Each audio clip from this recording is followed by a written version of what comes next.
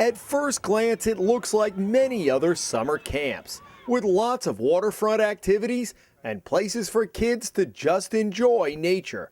Camp Yawgoog has all of that, but anyone who has passed through the gates of this 1,800-acre Boy Scout camp quickly realizes there is a common thread and theme to everything that goes on here. Tradition. Tradition is a big, big word here, and that's what really gives us the heart of our camp and the love and devotion to our camp. Dan Friel began coming to Yawgoog as a 10-year-old scout.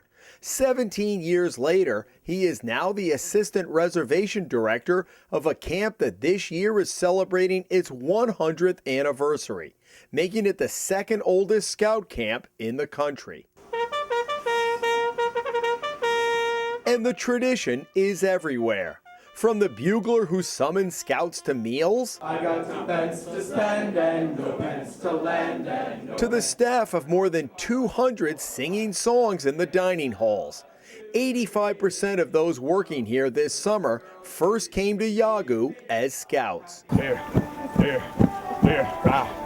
To the Sunday parade, an exclamation point to each of the summer's 8 weeks, where nearly 1,000 scouts gather to celebrate the end of camp with family and friends looking on. Troop 114, Shrewsbury, Mass. is all present. This year, a total of 6,300 scouts from 12 states came to Yawgoog for 8 one-week sessions.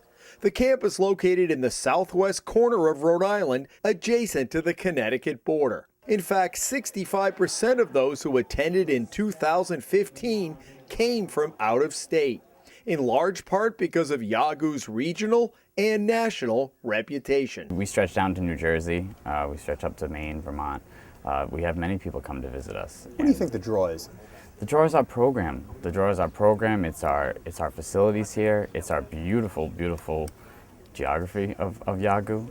And I've traveled to different camps all over the East Coast, and they're beautiful camps, but Yawgoog is 1 in a million. You just can't get anywhere like Yawgoog. So much so that many troops book the same campsite in the same section of camp for the same date every year. The staff at Yawgoog has it down to a science, with more than 36 merit badges offered on any given week. And while the waterfront, with its 160-acre pond, plays a central role to many activities, it goes way beyond that. There is an archery range, a rifle range, and a shotgun range, added in 1991. Plus a zip line that was put in 15 years ago. John Mosby became the CEO of the Narragansett Council of the Boy Scouts 3 years ago, arriving here from the Midwest. In my 25 years as a career in scouting, I've had the opportunity to be in probably 30 different Boy Scout camps across the nation. And while they each have their own unique flavor and some are beautiful, just like Camp Yawgoog, the thing I've noticed the most about moving here and being involved in Yawgoog is the spirit. When you're in a dining hall and you hear those young men doing their troop chants and they're involved in their singing and songs, it's just phenomenal. And the customer service that our staff has developed over the years is second to none. And for the past century, Yawgoog and the Boy Scouts have helped teach something that sometimes can be elusive. I think more than any other organization, scouting teaches young people how to lead their own peer group. And so if you think about the various activities that young people are involved in, whether it be sports or other clubs, they often have leaders, adult leaders, that provide them with the guidance they need. But in scouting, we teach them how to lead themselves. So when they're on a camp out and they're involved in those activities, they plan those activities. They give leadership to those activities. While tradition is everywhere, Yawgoog has also changed with the times. This summer, for the first time, offering a popular robotics course. How'd you do, bud? Brady Clark is the assistant waterfront director at Sandy Beach, one of the 3 individual camps that make up Yawgoog as a whole.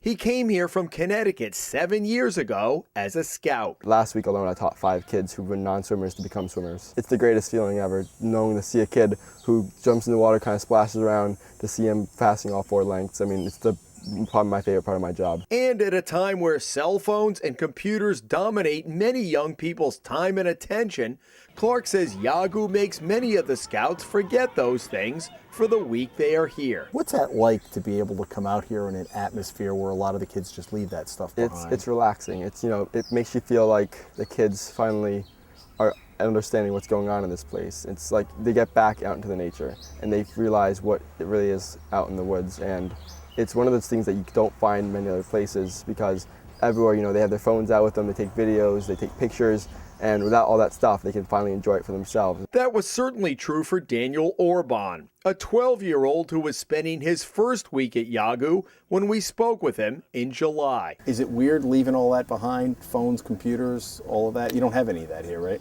No. Right. How is that? It's actually really fun. It's really good because I get to explore more things than if I was on a phone just sitting in my tent. Yawgoog gives many scouts the opportunity to earn merit badges they might not be able to take back home. And that often results in rank advancement for those coming here. Paul Jari brought 46 scouts from nearby Troop 1 in Richmond this summer to Yawgoog. Our troop accomplishes more rank advancements during our week at Yawgoog than any time throughout the year. You're interactive one-on-one with the boys throughout the whole week. So you get, there's just so much more opportunity to advance. We know Yawgoog has the best program. It's our job here as staff to make sure that the scouts, the leaders, and including our staff get the full potential of that. We don't change much around here at Yawgoog. The songs are still the songs that you sang, and that the parents sang that their kids are coming now and singing, and the dads are singing with their kids because they know the same songs. You know, the traditions are still the same. The programming is pretty much the same. Yeah, sure, we add and develop new programs as they come, such as robotics this year, which is brand new. But all in all, Yawgoog is very much the same. I think the tradition of what we do in developing young men to be leaders, and I think I've appreciated that more as an adult than even when I was a young kid myself in scouting. Watching my own two boys come into the program, being an adult leader myself, you watch them come from that young Weeblo scout that can barely tie his own shoes to all of a sudden being a leader among their peers. Do you think of where you would be as a person had you not come here or gotten into scouting? Jim, I think of that every day. Every day that I wake up, and I'm a man of faith, and I thank God every day for putting Yawgoog and scouting in my life. I know I would not be the person I was today if it was not for Yawgoog. There's that saying, you know, everything I learned in kindergarten. Everything I learned at Yawgoog. In Rockville, Rhode Island, Jim Hummel for the Rhode Island Spotlight. S.O.